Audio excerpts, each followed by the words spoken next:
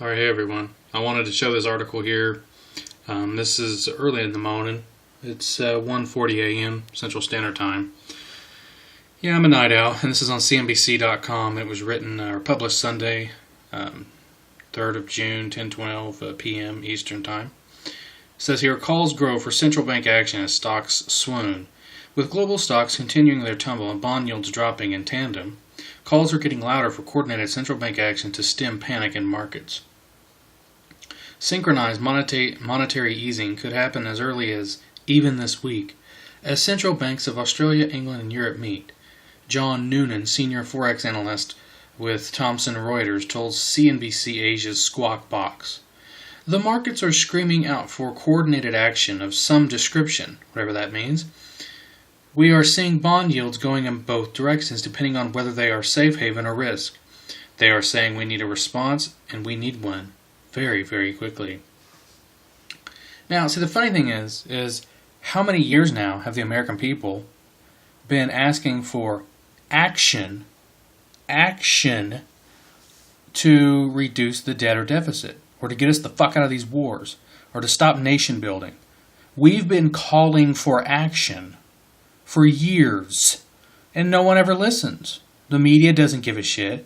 They don't have this incredible article written like it's an emergency, as though this one guy, this one fucker, speaks for everyone. We need coordinated action from the central planners to solve our economic woes that our central planners are supposed to stop from happening. But they can't stop it from happening. They're the ones that have caused it.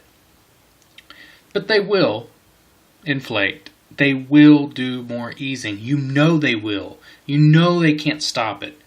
And if they do stop it, yeah, we're probably going to have a depression.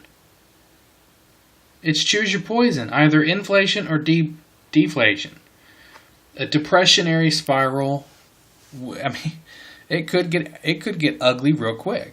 The only other option is just to keep printing. And us in the libertarian movement, we've always sort of thought that they would just keep printing. And I don't see any reason why they wouldn't at this point. But if there's not I don't really know what else they can do. I mean, even if they print, though, you're just going to have the Dow, the stocks, numbers will go up, but the numbers will become meaningless. So, for instance, it's like you see the other markets where they're at one of those markets overseas, it's like in the 50,000 range. And then you look at the Dow, and then you look at the NASDAQ, they all have their different ranges.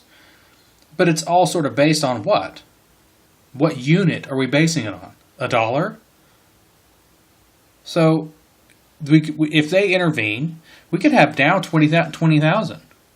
But it won't buy anything. It won't mean anything. It'll keep the stocks up. People will feel like, oh, wow, look at that, Dow 20,000. That's incredible. Gas at $5 a gallon. For the cheap shit. I don't know. It's just, I don't see any changes.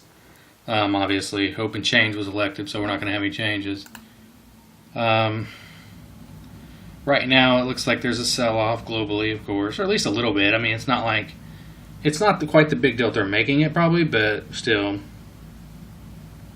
But it's amazing to me how coordinated, so to speak, the propaganda is. For the businesses, Pepsi, for the business community, the market community, they're so synchronized, and they can move things like that when it comes to printing, intervening, manipulating in a debt creation sort of way. It's always towards debt creation or creating money out of thin air, digital money in a computer. It always goes that way, and they've always got the propaganda gun pointed their way. And it's like, and when we make calls for things to not lose our voice in the middle of a fucking video, no one gives a shit. When we make calls for less bank action, central bank action, we want the central bank to shut the fuck up and not do anything. We want the central bank to turn off the spigot.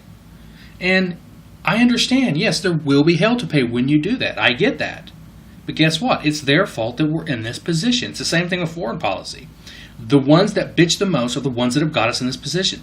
The ones that want to do the most harm to our future are the ones who are trying to cover their own asses to the mistakes and the problems that they and their policies are creating. That's it. That's all that matters. So Monday, I'm sure the stock market's going to take a big dump, a big shit on our face.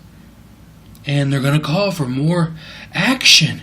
We need some sort of third party to come in and create money out of thin air in some other sort of stupid fucking way to create more malinvestment, to create more booms and busts, even bigger ones, so then we can do it all over again.